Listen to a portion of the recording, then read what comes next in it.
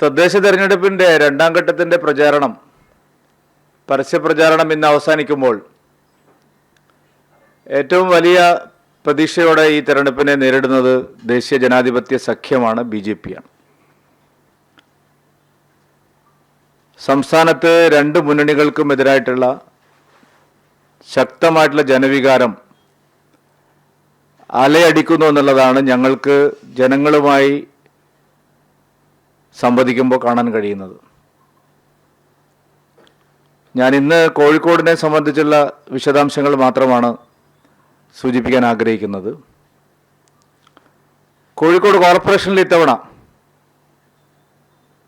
NDA ഭരണത്തിൽ വരാനുള്ള എല്ലാ സാധ്യതകളുമാണ് അവസാന ഘട്ടമാവുമ്പോഴേക്കും ഉയർന്നു വന്നിരിക്കുന്നത്. കഴിഞ്ഞ തെരഞ്ഞെടുപ്പിൽ ഞങ്ങൾ 7 സീറ്റിലാണ് വിജയിച്ചതെങ്കിലും തൊട്ടടുത്ത രണ്ടാം സ്ഥാനത്ത് 22 ഡിവിഷനുകളിൽ ഞങ്ങൾ രണ്ടാം സ്ഥാനത്തായിരുന്നു. മൂന്നാം സ്ഥാനം ചെറിയ വോട്ടിന് 6 സീറ്റുകളിൽ ഞങ്ങൾ കഴിഞ്ഞ തെരഞ്ഞെടുപ്പിൽ തന്നെ ചെറിയ വോട്ടിന് മാത്രമാണ് മൂന്നാം സ്ഥാനത്തായത്. ഇത്തവണ BJP-യുടെ മുന്നേറ്റം, NDA-യുടെ മുന്നേറ്റം അത് മനസ്സിലാക്കി UDF-ഉം LDF-ഉം വ്യാപകമായ തോതിലുള്ള വർഗീയ പ്രചാരണം അഴിച്ചുവിടുകയാണ്. തെരഞ്ഞെടുപ്പിൻ്റെ ആദ്യഘട്ടത്തിൽ, പ്രചാരണത്തിൻ്റെ ആദ്യഘട്ടത്തിൽ മറ്റ് പല വിഷയങ്ങളും ചർച്ചാ വിഷയമായെങ്കിലും അവസാന ലാപ്പിലെത്തുമ്പോൾ LDF-ഉം UDF-ഉം അതിഭീകരമായിട്ടുള്ള വർഗീയ പ്രചാരവേലയുമായിട്ട് ഇറങ്ങിയിരിക്കുന്നു. ഇപ്പോൾ ശ്രീമതി മിനി ടീച്ചർ മത്സരിക്കുന്ന കോവൂർ ഡിവിഷനിൽ വീടുകൾ കയറി പച്ചയായ വർഗീയത LDF പ്രചരിപ്പിക്കാം.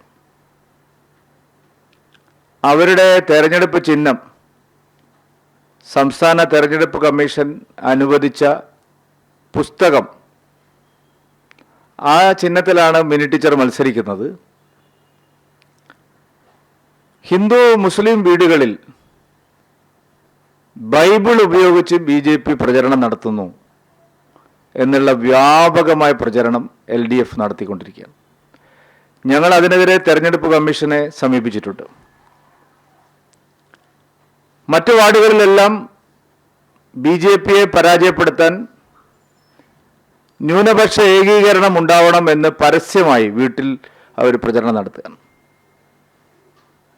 നമ്മളെ തെരഞ്ഞെടുപ്പ് ചരിത്രത്തിൽ ഇതുവരെ കേൾക്കാത്ത വിധത്തിലുള്ള പച്ചയായ വർഗീയത വീടുകളിൽ അവർ പ്രചരിപ്പിക്കുകയാണ്. ഡിസംബർ 5-ാം തീയതി മുതൽ അവരെല്ലാ വീടുകളിലും അയോധ്യയിലെ രാമക്ഷേത്രത്തിൻ്റെ ചിത്രം, തകർക്കപ്പെട്ട തർക്കമന്ദിരത്തിൻ്റെ ചിത്രമൊക്കെ ആയിട്ടാണ് അവർ തെരഞ്ഞെടുപ്പ് പ്രചാരണം നടത്തുന്നത്. തദ്ദേശ തെരഞ്ഞെടുപ്പിൽ ഒരു റിലവൻസും ഇല്ലാത്ത വിഷയങ്ങൾ ഉയർത്തിപ്പിടിച്ചുകൊണ്ട് പച്ചയായ വർഗീയ ധ്രുവീകരണത്തിനുള്ള നീക്കമാണ് LDF-ഉം UDF-ഉം നടത്തുന്നത്. BJP-ക്ക് വിജയസാധ്യതയുള്ള എല്ലാ വാർഡുകളിലും ന്യൂനപക്ഷ ഏകീകരണത്തിന് വേണ്ടിയിട്ട് ഈ തരത്തിലുള്ള പ്രചരണമാണ് നടത്തുന്നത്. ചെറുവണ്ണൂർ വെസ്റ്റിൽ ഇന്ന് നാം മാധ്യമപ്രവർത്തകർ ആരെങ്കിലും അവിടെ പോയിട്ടുണ്ടെങ്കിൽ ജമാഅത്തെ ഇസ്ലാമിയുടെ സംസ്ഥാന നേതാവ് അവിടെ ഇലക്ഷൻ പ്രചാരണത്തിന് നേതൃത്വം നൽകുകയാണ്. അദ്ദേഹത്തിൻ്റെ പേര് ഖയ്യൂം.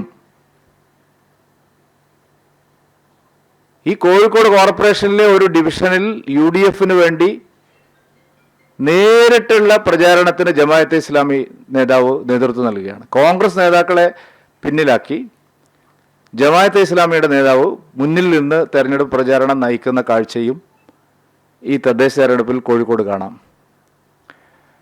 പോപ്പുലർ ഫ്രണ്ട് പലയിടത്തും LDF-ന്റെ കൂടെ പരസ്യമായി വീട് കയറുകയാണ്. പോപ്പുലർ ഫ്രണ്ടിൻ്റെ രാഷ്ട്രീയ പാർട്ടി എന്നുള്ള പേരിൽ പല ഡിവിഷനുകളിലും, നിങ്ങൾ എൻ്റെ കൂടെ വന്നാൽ ഞാൻ പല സ്ഥലത്തും കാണിച്ചു തരാം, നിരോധിത ഭീകരവാദ സംഘടനയായിട്ടുള്ള PFI പ്രവർത്തകർ LDF-ന് വേണ്ടി ഇവിടെ പ്രചാരണം നടത്തുകയാണ്. തെരഞ്ഞെടുപ്പ് 11-ാം തീയതി കഴിയും. എന്നാൽ നാടിൻ്റെ സമാധാനം തകർക്കാൻ ശ്രമിക്കുന്ന ശക്തികളെ, രാജ്യം തന്നെ നിരോധിച്ച ഭീകരവാദ സംഘടനകളെ ഈ തെരഞ്ഞെടുപ്പിൽ ജയിക്കാൻ വേണ്ടി ഇരു മുന്നണികളും ഉപയോഗിക്കുന്നു എന്നുള്ളത് അങ്ങേറ്റം ഖേദകരമായിട്ടുള്ള കാര്യമാണ്. നാടിൻ്റെ സമാധാനം തകർക്കാൻ മാത്രമേ ഇത്തരം പ്രചാരണ രീതികൾ ഉപയോഗിക്കുകയുള്ളൂ. 4 വോട്ടിന് വേണ്ടി ഏത് നിലപാടും സ്വീകരിക്കാം എന്നുള്ള നിലയിലേക്ക് LDFും UDFും അധപ്പതിച്ചിരിക്കുകയാണ്. കോർപ്പറേഷൻ നടത്തിയ വികസന പ്രവർത്തനങ്ങളെ സംബന്ധിച്ചോ കേന്ദ്ര ഫണ്ട് വിനിയോഗത്തെ സംബന്ധിച്ചോ ഒന്നും ചർച്ച ചെയ്യാതെ ഭരണകക്ഷിയായിട്ടുള്ള LDF ഈ രീതിയിലുള്ള പ്രചരണം നടത്തുന്നു. അതിനെതിരായി യഥാർത്ഥ ജനകീയ പ്രശ്നങ്ങൾ ഉയർത്തിപ്പിടിച്ചുകൊണ്ട് പ്രചാരവേല നടത്തേണ്ടിയിരുന്ന UDF അവരും വർഗീയതയുടെ കാര്യത്തിൽ ഇവരോട് മത്സരിക്കുകയാണ്. വർഗീയ ധ്രുവീകരണത്തിന് വേണ്ടിയുള്ള ബോധപൂർവമായിട്ടുള്ള പരിശ്രമമാണ് ഈ തെരഞ്ഞെടുപ്പിൽ എല്ലായിടത്തും കാണുന്നത്. കോഴിക്കോട് കോർപ്പറേഷനിൽ പ്രത്യേകിച്ചും. കാരണം NDAയുടെ മുന്നേറ്റം അവരെ വല്ലാതെ വിരളി പിടിപ്പിച്ചിരിക്കുന്നു. ഈ രീതിയിൽ തെരഞ്ഞെടുപ്പിനെ സമീപിക്കുന്നത് ആദ്യമായിട്ടാണ്. ഇത്രയും ഭീകരമായ തോതിൽ പച്ചയായ വർഗീയ പ്രചാരണം നടത്തുന്നത് ഇതാദ്യമായിട്ടാണ്. ഞങ്ങൾ വികസന അജണ്ട മുന്നിൽ വെച്ചാണ് ഈ തെരഞ്ഞെടുപ്പിനെ നേരിടുന്നത്. ഞങ്ങൾക്ക് ശരിയായിട്ടുള്ള വികസന കാഴ്ചപ്പാടുണ്ട്. കഴിഞ്ഞ 12 വർഷവും മോദി സർക്കാർ നൽകിയ സാമ്പത്തിക സഹായം, ജനക്ഷേമ പദ്ധതികൾ, ഞങ്ങൾ അടുത്ത 5 വർഷത്തേക്ക് ആവശ്യമായിട്ടുള്ള ശരിയായ വികസന രേഖ അത് മുന്നിൽ വെച്ചുകൊണ്ടാണ് ഈ തെരഞ്ഞെടുപ്പിനെ നേരിടുന്നത്. NDAക്ക് ഉറച്ച ശുഭാപ്തി വിശ്വാസമാണ് ഈ തെരഞ്ഞെടുപ്പിലുള്ളത്.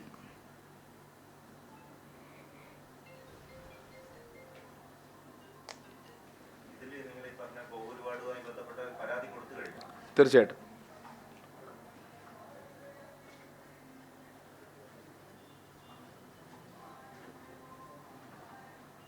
പരാതിയുടെ കോപ്പി ഇല്ലേ? പരാതിയുടെ കോപ്പി വേണമെങ്കിൽ തരാം.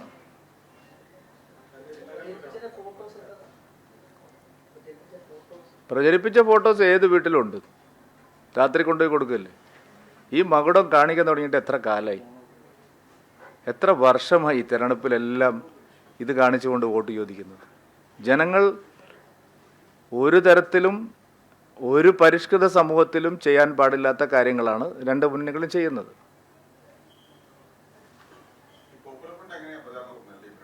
LDFന് വേണ്ടിയിട്ട് നേരെ പോപ്പുലർ ഫ്രണ്ട് എന്ന് പറഞ്ഞാൽ അതിൻ്റെ ആൾക്കാരല്ലേ SDPയിലുള്ളത്.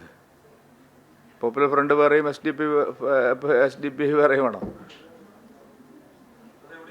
എല്ലാ വാർഡിലും ഞാനിപ്പോൾ മൂന്നാലിങ്കല്, വെള്ളയില്, കാമ്പുറം, വെസ്റ്റില് എല്ലായിടത്തും ഞാൻ കണ്ടു ആൾക്കാർ SDP പ്രവർത്തകർ LDFിൻ്റെ കൂടെ പ്രചാരണം നടത്തുന്നു.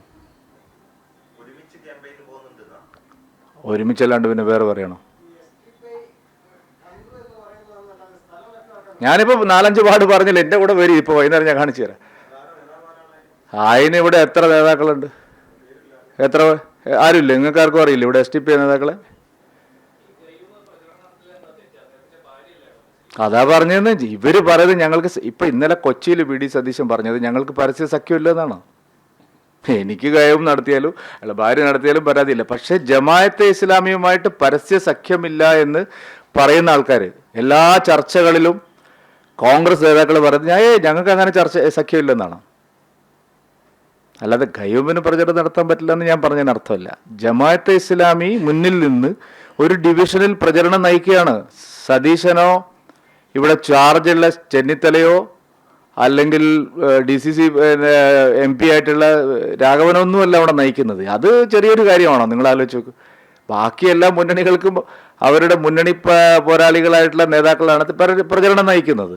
പക്ഷേ ചെറുവണ്ണൂർ വെസ്റ്റിൽ പ്രചാരണം നയിക്കുന്നത് ജമാഅത്തെ ഇസ്ലാമിയുടെ ഉന്നതനായിട്ടുള്ള നേതാവാണ്. അത് സമ്മതിക്കണമെന്നേ ഞാൻ പറഞ്ഞുള്ളൂ. അതേന്ന് അല്ല, അവിടെ ഈ കോൺഗ്രസിന് സീറ്റുണ്ടോ അവിടെ? അല്ല, സ്ഥാനാർത്ഥി ഉണ്ടോ? ഞാൻ ചോദിക്കുന്നത് ജമാഅത്തെ ഇസ്ലാമിയുമായിട്ട് രഹസ്യമായ സഖ്യമാണോ പരസ്യമായ സഖ്യമാണോ?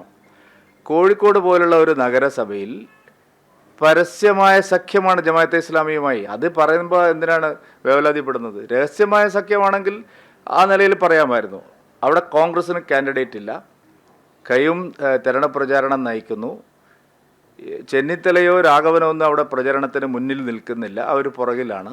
അത് കോൺഗ്രസിൻ്റെ നയമാണെങ്കിൽ ആ നയം കോൺഗ്രസ് സമ്മതിക്കണം. ലീഗുകാർ തന്നെ പരസ്യമായി പറയുന്നത് ഞങ്ങൾക്ക് അങ്ങനെ പരസ്യമായ സഖ്യങ്ങളൊന്നും ഇല്ല എന്നാണ്. പരസ്യമായ സഖ്യം ഇവിടെ ഉണ്ട്. അത് ഞാൻ ചൂണ്ടിക്കാണിക്കുകയാണ്. എനിക്കിപ്പോൾ ജമാഅത്തെ ഇസ്ലാമിക്കാർ അവിടെ പ്രചരണം നടത്തി എന്നുള്ളത് ഒരു ചട്ടലംഘനമായിട്ട് ഞാൻ പറഞ്ഞിട്ടില്ല.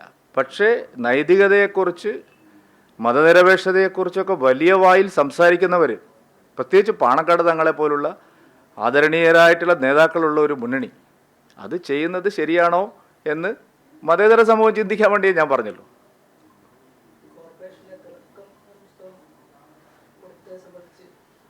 ആ തെരഞ്ഞെടുപ്പ് കമ്മീഷൻ തന്നെ അതിനെതിരെ പറഞ്ഞില്ലേ?